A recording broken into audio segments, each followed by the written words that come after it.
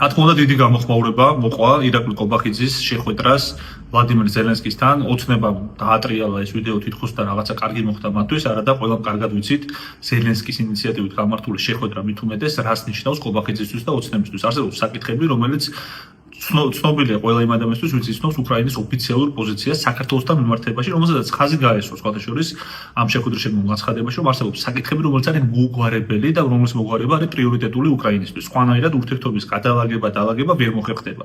ეს საკითხი პირველი არის, რა თქმა უნდა, მთლიანად ამ ანტიუკრაინული ისტერიის შეწყვეტა, როცა მთავრობის პროპაგანდა აგებული არის პირველ რიგში სწორად რომ ზელენსკის დისკრედიტაციაზე და უკრაინელი ხალხის მიღული ბრძოლის დისკრედიტაციაზე, ამის გამო მოხდა სანქციება მათ შორის პროპაგანდისტული არხების ოცნების, მეორე და არანაკლებ მნიშვნელოვანი ვიდრე პირველი ეს ახლა სამი უკვე ყველაზე პრიორიტეტული საკითხია მიხეილ სააკაშვილის თავისუფლების საკითხი.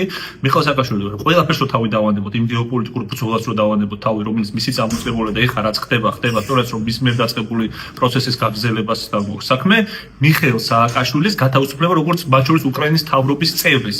და ჩვენ ვიცით რომ მიხეილ სააკაშვილის გუნდის წევრები არიან დღემდე უკრაინის მთავრობაში და ის რეფორმატორული ნაწილი რაც არსებობს ზელენსკის მთავრობაში არის რა თქმა უნდა დაკავშირებული პირველ რიგში საქართველოს პრეზიდენტთან.